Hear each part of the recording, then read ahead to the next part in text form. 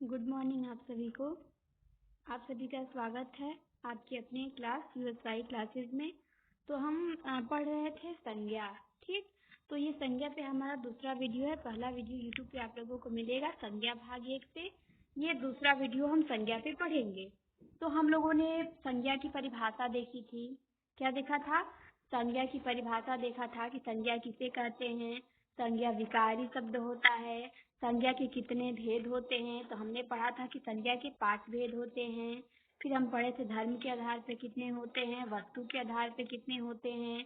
फिर हमने 5 भेद पढ़ा था, व्यक्तिवाचक, जातिवाचक, भाववाचक, समूहवाचक और द्रव्यवाचक। तो हम लोगों ने संज्ञा का पहला भेद व्यक्तिवाचक संज्ञा को देखा था कि जिस शब्द से किसी एक वस्तु या एक व्यक्ति का बोध हो उसे व्यक्तिवाचक संज्ञा कहते हैं। ठीक, हम लोगों ने व्यक्तिवाचक संज्ञा को देख लिया था, उसके उदाहरण भी हम देख चुके थे। अब हमें देखना है जातिवाचक संज्ञा। क्या देखेंगे? संज्ञा का दूसरा भेद देखेंगे हम, जातिवाचक संज्ञा, कि जातिवाचक संज्ञा कहते किसे हैं। तो परिभाषा देखिए क्या है इसकी, कि जिन संज्ञाओं से एक ही प्रकार की वस्तुओं अथवा व्यक्तियों का बोध हो। ठीक, जातिवाचक संज्ञा किसे कहते हैं? जिन संज्ञाओं से एक ही प्रकार की वस्तुओं अथवा व्यक्तियों का बोध हो उन्हें जातिवाचक संज्ञा कहते हैं। ठीक, जैसे कि मतलब एक प्रकार के कई चीजों का बोध हो। ठीक, जैसे नदी जातिवाचक संज्ञा है। अब कोई स्पेशल नदी का नाम बताएगा तो वो व्यक्तिवाचक हो जाएगा, लेकिन केवल नदी कहेगा तो नदी में जातिवाचक संज्ञा है। क्यों? क्योंकि नदी कहने से कई सारी नदियों का बोध होता है ना, गंगा, यमुना, ब्रह्मपुत्र, कृष्णा, कावेरी। तो इसीलिए नदी जातिवाचक संज्ञा है। ठीक, तो उदाहरण देखिए जातिवाचक संज्ञा का।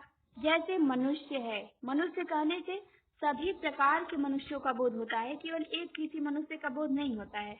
जब किसी मनुष्य का नाम बताएगा तो व्यक्तिवाचक संज्ञा हो जाएगी, जैसे राम, श्याम व्यक्तिवाचक हो जाएगा। लेकिन जब केवल मनुष्य पूछेगा कि मनुष्य में कौन सी संज्ञा है या मानव में कौन सी संज्ञा है, तो हम जातिवाचक बताएंगे। क्यों? क्योंकि इससे मानव जाति की बोध होता है ना, मनुष्य की सारी जाति का बोध होता है, तो इसीलिए मनुष्य में जातिवाचक संज्ञा है। फिर घर है, घर में भी ध्यान देना है, घर में कौन सी संज्ञा है, तो जातिवाचक संज्ञा है घर में। ठीक, घर में कैसी संज्ञा है, तो घर कहने से सभी प्रकार के घरों का बोध होता है। ये नहीं कि किसी स्पेशल घर का बोध होता है। सभी के घर का, जब किसी स्पेशल घर का नाम दे देगा कि ये भवन है, ये नाम है उसका, तो व्यक्तिवाचक हो जाएगा। लेकिन जब केवल घर कहेगा तो वहाँ पे जातिवाचक संज्ञा होगी। जैसे तीसरा उदाहरण देखिए, पहाड़। पहाड़ में कौन सी संज्ञा है, तो पहाड़ में जातिवाचक संज्ञा है। क्यों जातिवाचक है? क्योंकि पहाड़ कहने से सभी प्रकार के पहाड़ों का बोध होता है। ठीक, पहाड़ कहने से क्या होता है, सभी प्रकार के पहाड़ों का बोध होता है ना, तो इसीलिए पहाड़ में जातिवाचक संज्ञा है। किसी स्पेशल पहाड़ का नाम देके पूछेगा तो वहाँ पे व्यक्तिवाचक हो जाएगा, और केवल पहाड़ में पूछेगा तो जातिवाचक बताएंगे। जैसे चौथा उदाहरण देखिए, नदी। क्या है? नदी। तो नदी कहने से सारी नदी जाति का बोध होगा, सारी नदियों का बोध होगा, तो इसीलिए नदी में क्या है, जातिवाचक संज्ञा है। ठीक, तो मनुष्य में, घर में, पहाड़ में, नदी में, मनुष्य में, घर में, पहाड़ में, नदी में, सभी में क्या है, जातिवाचक संज्ञा है। ठीक, अब देखिए, मनुष्य कहने से संसार की मनुष्य जाति का, देखिए यहाँ पे बताया है व्याख्या करके कि मनुष्य कहने से संसार की मनुष्य जाति का, घर कहने से सभी तरह के घरों का, पहाड़ कहने से संसार के सभी पहाड़ों का, और नदी कहने से सभी प्रकार की नदियों का जातिगत बोध होता है। इसीलिए सभी में जातिवाचक संज्ञा है। ठीक, इतना समझ में आ गया? हाँ, तो अब हम आगे बढ़ते हैं। आगे क्या दिया है, उदाहरण देखेंगे अब कि कहाँ कहाँ पे जातिवाचक संज्ञा होता है, हम ये देखेंगे। तो हम देखेंगे कि जातिवाचक संज्ञा निम्नलिखित स्थितियों में होती है। कहाँ कहाँ होती है, तो पहला स्थिति देखिए, संबंधियों, व्यवसायों, पदों और कार्यों के नाम। इसको ध्यान देना है कि संबंधियों, व्यवसायों, पदों और कार्यों के नाम में जातिवाचक संज्ञा होती है। ये ध्यान देना है सभी को। ठीक, संबंधियों, व्यवसायों, पदों और कार्यों के नाम में कौन सी संज्ञा होती है, तो जातिवाचक संज्ञा होती है। जैसे बहन, मंत्री, जुलाहा, प्रोफेसर। ठीक, बहन कहने से क्या होता है, बहन का में जातिवाचक संज्ञा है, ठीक। बहन कहने से किसी केवल एक स्पेशल बहन का नहीं बोध होता है। स्पेशल बहन का जो हम नाम लेंगे कि हमारी बहन का ये नाम है, सीता नाम है हमारी बहन का, तो वहाँ पे व्यक्तिवाचक हो जाएगा। लेकिन यहाँ पे बहन कहने से सभी की सारी बहनों का बोध होता है ना, तो इसीलिए बहन में जातिवाचक संज्ञा है। मंत्री कहने से सभी मंत्रियों का बोध होता है। ये नहीं कि केवल एक ही मंत्री कहेंगे तो केवल एक ही आदमी का बोध होगा, नहीं, सभी का बोध होगा। जुलाहा कहेंगे तो सभी जुलाहों का बोध होगा। और जब इसके आगे नाम लगा देगा कि श्याम जुलाहा, राम जुलाहा या फिर कुछ भी नाम लगा देगा तो वहाँ पे व्यक्तिवाचक हो जाएगा। अगर नाम नहीं लगाएगा, केवल पूछेगा कि जुलाहा में संज्ञा बताइए, तो ये एक प्रकार की जाति का बोध हो रहा है ना, तो यहाँ पे जातिवाचक संज्ञा हो जाएगी, ठीक। अगला उदाहरण देखिए, प्रोफेसर। प्रोफेसर मोस्ट है ये। प्रोफेसर में भी जातिवाचक संज्ञा होती है। कैसे? प्रोफेसर कहने से पूरे प्रोफेसर का बोध होता है। ये नहीं कि केवल प्रोफेसर कहेंगे तो एक ही प्रोफेसर का बोध होगा, ऐसा तो होगा नहीं। हम जब कहेंगे कि प्रोफेसर लोग हमें पढ़ाते हैं, तो ये थोड़ी ना कि प्रोफेसर कहने से केवल एक ही प्रोफेसर का बोध होगा, नहीं, सारे प्रोफेसरों का बोध होता है, ठीक, जो जो प्रोफेसर होंगे। तो इसीलिए प्रोफेसर में भी जातिवाचक संज्ञा है। अब देखिए ठग। क्या है? ठग। तो ठग कहने से भी सारे ठगों का बोध होगा। ये नहीं कि केवल ठग स्पेशल एक ही होता है दुनिया में, नहीं, ठग कहने से सारे ठगों का बोध होगा।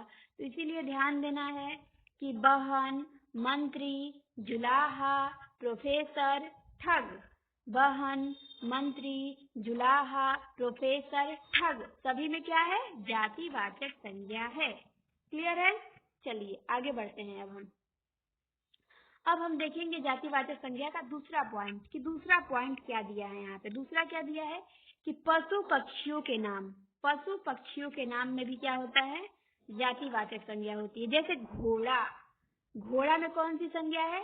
जातिवाचक संज्ञा है। क्यों? क्योंकि घोड़ा कहने से सारे घोड़ा जाति का बोध होता है। ये नहीं कि केवल एक ही घोड़ा का बोध होगा, नहीं, सारे घोड़ा जाति का बोध होता है। घोड़ा भी कई प्रकार के होते हैं ना, काला घोड़ा, सफेद घोड़ा, लाल घोड़ा, ठीक।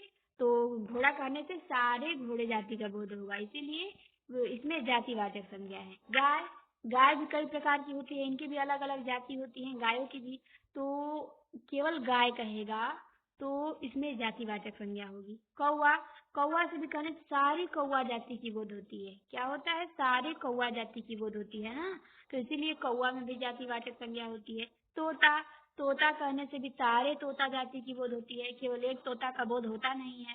तो हमें पहले ध्यान देना है इस पे कि क्या जो हम शब्द कह रहे हैं उससे केवल एक व्यक्ति का बोध हो रहा है कि बहुत सारे व्यक्तियों का बोध हो रहा है। तो यदि एक व्यक्ति का बोध होगा तो व्यक्तिवाचक संज्ञा होगी। अगर एक से अधिक व्यक्तियों का बोध होगा, सारे लोगों का बोध होने लगेगा उससे, तो वहां पे जातिवाचक संज्ञा हो जाएगी। जैसे मैना। मैना कहेंगे तो सारे मैना जाति की बोध होने लगेगी ना। मैना, कई प्रकार की मैना की जाति होती है। जैसे मानव में, मनुष्य में कई प्रकार की जातियां होती हैं, कई प्रकार के मनुष्य होते हैं। वैसे ही मैना, तोता, कौवा, इन सब की भी तो अलग अलग जाति होती है। तो तोता, मैना, कौवा, गाय, घोड़ा कहने से सभी प्रकार की जातियों का बोध होने लगता है, ठीक। तो घोड़ा, गाय, कौवा, तोता, मैना, तो इसमें क्या है? जातिवाचक संज्ञा है, ठीक। चलिए अब हम अगला पॉइंट देखते हैं 3 नंबर का। 3 नंबर में क्या बताया गया है कि वस्तुओं के नाम। क्या बताया गया है?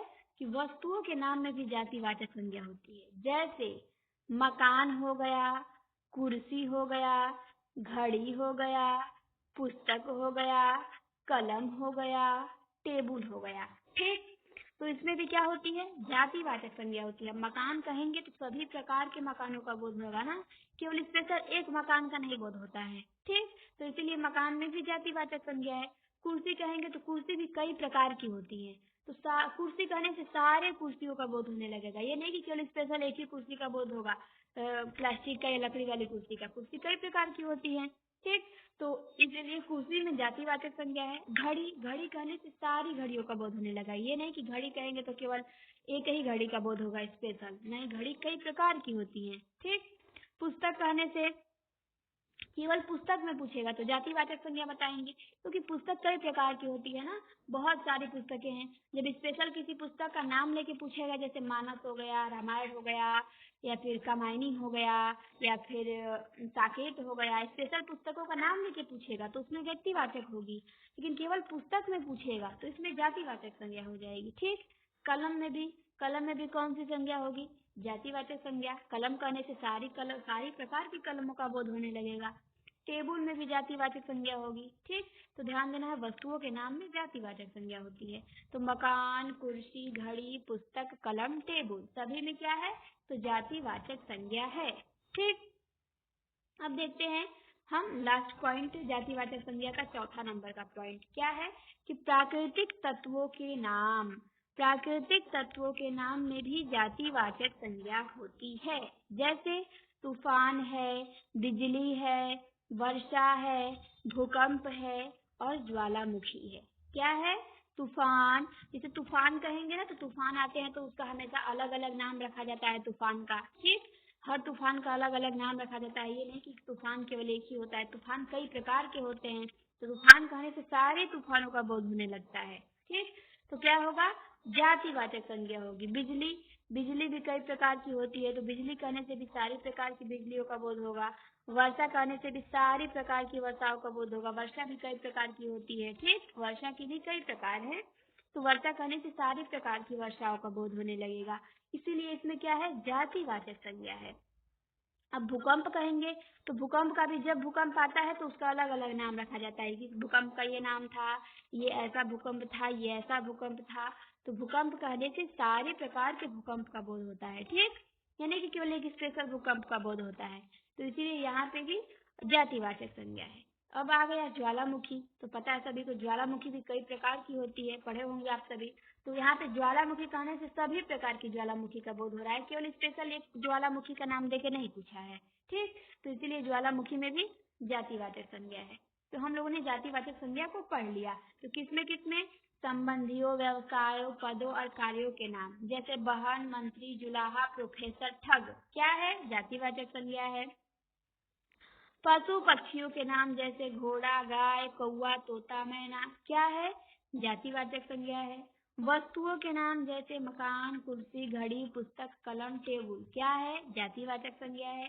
प्राकृतिक तत्वों के नाम, जैसे तूफान, बिजली, वर्षा, भूकंप, ज्वालामुखी, क्या है? तो जातिवाचक संज्ञा है। ठीक, तो हम लोगों ने संज्ञा का दूसरा भेद जातिवाचक संज्ञा को भी समाप्त कर लिया। अब हम पढ़ेंगे क्या? भाववाचक संज्ञा। ठीक, क्या पढ़ेंगे? तो भाववाचक संज्ञा को देखेंगे। चलिए, भाववाचक संज्ञा को, ये संज्ञा का तीसरा भेद है, हम इसे पढ़ेंगे। ठीक, तो देखिए भाववाचक संज्ञा किसे कहते हैं कि जिस संज्ञा शब्द से व्यक्ति या वस्तु के गुण या धर्म, दशा अथवा व्यापार का बोध होता है, उसे भाववाचक संज्ञा कहते हैं। मतलब जिसे महसूस किया जाए, जो दिखे ना उसे केवल महसूस किया जाए। ठीक, तो वहाँ भाववाचक संज्ञा होती है। जैसे व्यक्ति या वस्तु के गुण, ठीक, क्या कह रहा है? गुण, धर्म, दशा, व्यापार का बोध होता है, उसे भाववाचक संज्ञा कहते हैं। जैसे लंबाई कहने से क्या होता है? भाववाचक संज्ञा। इसमें व्यक्ति के गुण है ना, ये क्या दिख रहा है? गुण उसका है कि वो लंबा व्यक्ति है। जैसे बुढ़ापा क्या है? बुढ़ापा आ गई तो उसकी दशा है, ये क्या कि बुढ़ापा आ गई, तो भाववाचक संज्ञा है। जैसे नम्रता, तो ये क्या है? ये व्यक्ति का गुण है कि उसके अंदर नम्रता है। ठीक, और ये क्या है? मिठास भी क्या है? एक गुण है कि व्यक्ति जो उनकी वाणी में बिल्कुल मिठास भरा होता है। ठीक, तो जहाँ भी गुण, धर्म, दशा और व्यापार का बोध हो, वहाँ पे क्या होगा? तो भाववाचक संज्ञा होती है। ठीक, जैसे लंबाई में भाववाचक संज्ञा है, व्यक्ति के गुण का बोध हो रहा है ना। बुढ़ापा व्यक्ति की दशा की बोध हो रही है कि वो बुढ़ापा आ गई है उसे, तो बुढ़ापा में भी भाववाचक संज्ञा है। नम्रता, तो नम्रता व्यक्ति के गुण की बात हो रही है कि व्यक्ति में नम्रता का गुण है। ठीक, तो उसमें भी भाववाचक संज्ञा है। मिठास, तो मिठास में भी भाववाचक संज्ञा है, ये भी व्यक्ति का गुण है कि उसकी वाणी क्या है? वाणी बिल्कुल मिठास से भरी हुई है। ठीक, तो इसके बाद है समझ और चाल। तो समझ क्या है? ये भी व्यक्ति की क्या है? गुण है कि वो व्यक्ति में बहुत अच्छी समझ है। ये क्या है? चाल क्या है? दशा है कि उसकी चाल बहुत अच्छी है। ठीक, या फिर गुण भी हो सकता है। तो समझ और चाल, इसमें भी भाववाचक संज्ञा है, ध्यान देना है। समझ और चाल, ये समझ व्यक्ति का गुण है ना, और चाल भी व्यक्ति का गुण है, तो यहाँ पे कौन सी संज्ञा होगी? भाववाचक संज्ञा होगी। तो आपको इतना ध्यान देना है कि यदि व्यक्ति या वस्तु के गुण की बात करें, उसकी धर्म की बात करें, उसकी दशा की बात करें, तो वहाँ भाववाचक संज्ञा होगी। ठीक, जैसे देखिए आगे दिया है कि हर पदार्थ का धर्म होता है, पानी में शीतलता है। ठीक, हर पदार्थ का क्या होता है? धर्म होता है। पानी में क्या है? तो शीतलता है। शीतलता क्या है? भाववाचक संज्ञा है। आग में क्या है? तो गर्मी है। तो गर्मी क्या है? भाववाचक संज्ञा है। मनुष्य में क्या है? देवत्व और पशुत्व इत्यादि दोनों है। ठीक, तो पशुत्व क्या है? ये भी भाववाचक संज्ञा है। देवत्व क्या है? ये भी भाववाचक संज्ञा है। ठीक, तो दोनों का होना आवश्यक है। अब देखिए, पदार्थ का गुण या धर्म पदार्थ से अलग नहीं रह सकता है। ये ध्यान देना है कि पदार्थ का गुण और धर्म पदार्थ से अलग नहीं रह सकता है। जैसे घोड़ा है तो उसमें बल होगा ही, उसमें वेग होगा ही और उसका आकार भी होगा। ठीक, तो व्यक्तिवाचक संज्ञा की तरह भाववाचक संज्ञा से भी किसी एक ही भाव का बोध होता है। ठीक, धर्म गुण अर्थ और भाव प्रायः पर्यायवाची शब्द हैं। ये ध्यान देना है कि धर्म गुण अर्थ और भाव प्रायः पर्यायवाची शब्द हैं। इस संज्ञा का अनुभव हमारी इंद्रियों को होता है। ठीक, मतलब इंद्रियों को होता है, मतलब क्या कि भाववाचक संज्ञा को केवल महसूस किया जा सकता है। ठीक, क्या किया जा सकता है? महसूस किया जा सकता है। तो ये ध्यान देना है।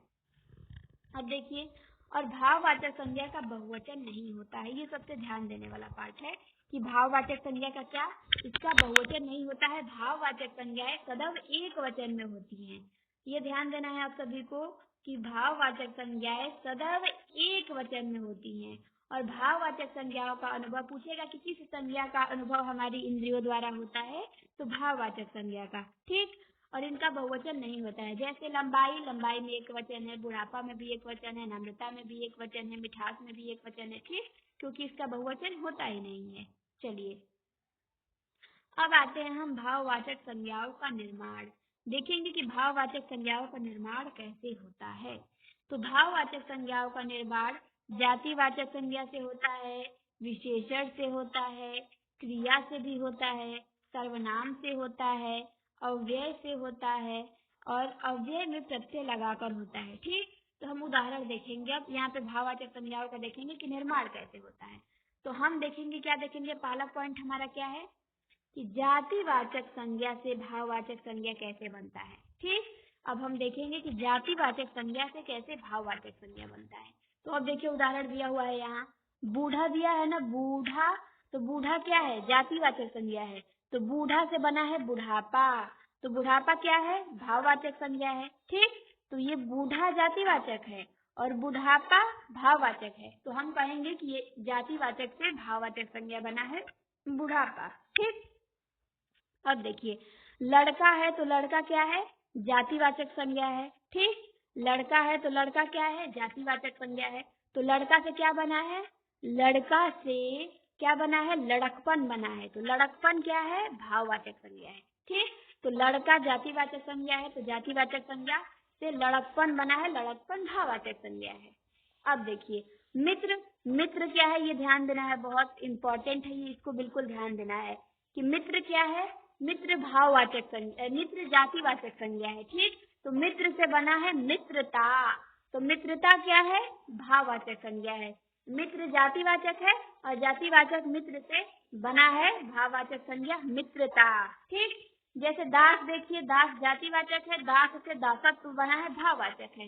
पंडित देखिए, पंडित जातिवाचक है, पंडित कहने से पंडित जाति का बोध होता है।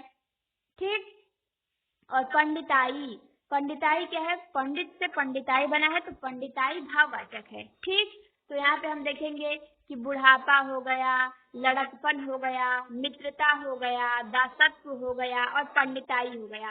क्या है इसमें? तो भाववाचक संज्ञा है। ठीक, चलिए अब आगे बढ़ते हैं। अब हम देखेंगे दूसरा नंबर का, क्या देखेंगे? ख। दूसरा पॉइंट देखेंगे कि अब विशेषण से कैसे जातिवाचक संज्ञा बनता है। क्या देखेंगे कि विशेषण से कैसे भाववाचक संज्ञा बनता है। सॉरी, जातिवाचक बोल दिए गलती से, कि विशेषण से कैसे भाववाचक बनता है। ठीक, तो देखिए, गर्म विशेषण है, तो गर्म से भाववाचक क्या बना है? गर्मी बना है। गर्म क्या है? विशेषण है, तो गर्म से भाववाचक संज्ञा गर्मी बनेगा। सर्द क्या है? विशेषण है, तो सर्द से भाववाचक संज्ञा क्या बनेगा? सर्दी बनेगा। कठोर क्या है? कठोर विशेषण है, तो कठोर से भाववाचक संज्ञा क्या बनेगा? कठोरता बनेगा। मीठा क्या है? मीठा विशेषण है ना, कि वह बहुत मीठा बोलता है, तो उसकी बोलने की विशेषता बताई जा रही है ना। तो मीठा विशेषण है, तो मीठा से क्या बनेगा भाववाचक संज्ञा? मिठास बनेगा। चतुर क्या है? विशेषण है, तो चतुर से क्या बनेगा भाववाचक संज्ञा? चतुराई बनेगा। ठीक। गर्म से गर्मी बनेगा, सर्द से सर्दी बनेगा, कठोर से कठोरता बनेगा, मीठा से मिठास बनेगा, चतुर से चतुराई बनेगा। तो गर्मी में, सर्दी में, कठोरता में, मिठास में, चतुराई में, सभी में क्या है? भाववाचक संज्ञा है। क्लियर है? चलिए अब हम आते हैं तीसरा पॉइंट पे। तीसरा पॉइंट में क्या दिया है कि क्रिया से भाववाचक संज्ञा कैसे बनेगा। क्या दिया है कि क्रिया से भाववाचक संज्ञा क्या बनेगा। तो घबराना क्या है? क्रिया है, ये ध्यान देना है। घबराना क्रिया है, तो घबराना क्रिया से बनेगा भाववाचक संज्ञा क्या बनेगा? घबराहट। ठीक। घबराना क्रिया है, घबराना क्रिया से भाववाचक संज्ञा बनेगा घबराहट। अब देखिए सजाना क्या है? सजाना क्रिया है, तो सजाना क्रिया से क्या बनेगा भाववाचक संज्ञा? सजावट। ठीक। अब देखिए चढ़ना क्या है? चढ़ना क्रिया है, तो चढ़ना की क्रिया से भाववाचक संज्ञा क्या बनेगा? चढ़ाई। बहना क्या है? क्रिया है, तो बहना क्रिया से भाववाचक संज्ञा बनेगा बहाव। मारना क्रिया है, तो मारना से भाववाचक संज्ञा क्या बनेगा? मार। ध्यान देना है, मार में भाववाचक संज्ञा है। ठीक। अब देखिए दौड़ना क्या है? दौड़ना क्रिया है, तो क्रिया से भाववाचक संज्ञा क्या बनेगा? दौड़। तो दौड़ में कौन सी संज्ञा है? तो भाववाचक संज्ञा है। ठीक। तो घबराहट में, सजावट में, चढ़ाई में, बहाव में, मार में, दौड़ में, सभी में भाववाचक संज्ञा है। ठीक। चलिए अब अगले पॉइंट पर चलते हैं। 4 नंबर में, घ नंबर में। 4 नंबर में क्या दिया है कि सर्वनाम से कैसे बनेगा भाववाचक संज्ञा। ठीक। तो अपना क्या है? अपना सर्वनाम है। ठीक। तो अपना से बनेगा अपनापन, तो अपनापन क्या है? भाववाचक संज्ञा है ना, अपनापन। ठीक। अपनाओ ये भी बन सकता है, अपना से अपनापन और अपनाओ दोनों बन सकता है। जैसे मम, देखिए मम क्या है? मम सर्वनाम है, तो मम से क्या बनेगा भाववाचक संज्ञा? मम से ममता बनेगा और ममत्व बनेगा। ठीक। मम से क्या बनेगा? ममता बनेगा और ममत्व बनेगा, तो इसे ध्यान देना है, मम से ममता बनेगा और ममत्व बनेगा। ठीक। चलिए तो मम से ममता बनेगा और ममत्व बनेगा। अब देखिए निज है, निज क्या है? सर्वनाम है, तो निज से भाववाचक संज्ञा निजत्व बनेगा। ठीक। तो अपनापन में, अपनाव में, ममता में, ममत्व में, निजत्व में, सभी में क्या है? सभी में भाववाचक संज्ञा है। ठीक। अब भाववाचक संज्ञा का हम लास्ट पॉइंट पढ़ेंगे अव्यय से। क्या पढ़ेंगे कि अव्यय से भाववाचक संज्ञा कैसे बनता है। ठीक। अव्यय से पढ़ेंगे। अब जैसे देखिए दूर क्या है? दूर अव्यय है, तो दूर से दूरी बना है, दूरी क्या है? भाववाचक संज्ञा है। परस्पर क्या है? परस्पर अव्यय है, तो परस्पर से क्या बना है? पारस्पर्य बना है, तो पारस्पर्य भाववाचक संज्ञा है। ठीक। समीप क्या है? तो समीप अव्यय है, और समीप से भाववाचक संज्ञा क्या बना है? सामीप्य बना है। ठीक। अब देखिए निकट क्या है? तो निकट अव्यय है, निकट क्या है? अव्यय है, तो निकट से भाववाचक संज्ञा क्या बना है? नैकट्य बना है। ठीक। शाबाश क्या है? तो शाबाश है अव्यय, और शाबाश अव्यय से बना है भाववाचक संज्ञा शाबाशी। ठीक। वाह वाह क्या है? वाह वाह अव्यय है, तो वाह वाह से बना है भाववाचक संज्ञा वाह वाही। ठीक। तो इतना ध्यान देना है कि दूरी में, पारस्पर्य में, सामीप्य में, नैकट्य में, शाबाशी में, वाह वाह में, सभी में क्या है? भाववाचक संज्ञा है। ठीक। क्लियर है? चलिए तो अब हम पढ़ेंगे, ये आगे एक लाइन दिया हुआ है भाववाचक संज्ञा के बारे में, इसे भी देख लेंगे।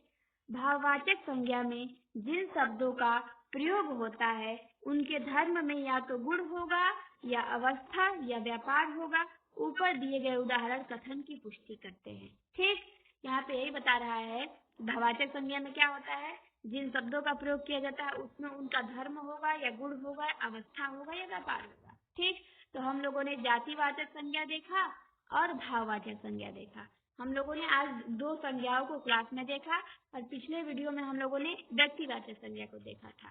ठीक, तो जातिवाचक आप लोगों को और भाववाचक क्लियर हो गया होगा। और ध्यान देना है आप लोगों को ये भी कि जिस शब्द के अंत में ता लग जाता है, क्या लग जाता है? ता लग जाएगा या फिर आधा त और व लग जाएगा, ता लग जाएगा या त्व लग जाएगा किसी भी शब्द के अंत में, तो वहाँ भाववाचक संज्ञा ही होती है। ठीक, जैसे नम्रता हो गया, ममता हो गया, सब में ता आ गया अंत में ना, मित्रता हो गया। ठीक, तो ममत्व हो गया, तो क्या है? भाववाचक संज्ञा हो जाएगा। ठीक, चलिए, तो हम लोगों ने जातिवाचक संज्ञा और भाववाचक संज्ञा को पढ़ लिया और भाववाचक संज्ञा का बहुवचन नहीं होता है, ये भी ध्यान देना है। अब हम ये संज्ञा का दूसरा भाग का वीडियो है। अब हम पढ़ेंगे तीसरा भाग। तीसरा भाग में आप लोगों की संज्ञा खत्म हो जाएगी। ठीक, 3 हम लोग संज्ञा के भेद पढ़ लिए हैं, केवल 2 बचा है, तो 1 और 2 वीडियो में केवल खत्म हो जाएगा संज्ञा। आप लोगों का बिल्कुल अच्छे से समझ में आ जाएगा। आप लोगों के लिए बिल्कुल बनाया गया है ये, और इसको पढ़िएगा, बहुत अच्छा लगेगा आप सभी को, समझिएगा। एक बार में नहीं समझ आएगा, 2 बार में समझिएगा। ठीक, अगर आप लोगों को क्लास अच्छी लगती है तो लाइक और शेयर जरूर करिएगा, कमेंट करके बताइएगा हमें, और अधिक से अधिक सभी के यहाँ शेयर करिए ताकि सभी लोग इसका लाभ ले सके, सभी लोग पढ़ सके, समझ सके, क्योंकि ये व्याकरण का टॉपिक सभी के लिए इम्पोर्टेंट होता है।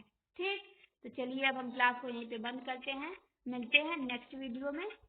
आप सभी को वीडियो देखने के लिए बहुत बहुत धन्यवाद।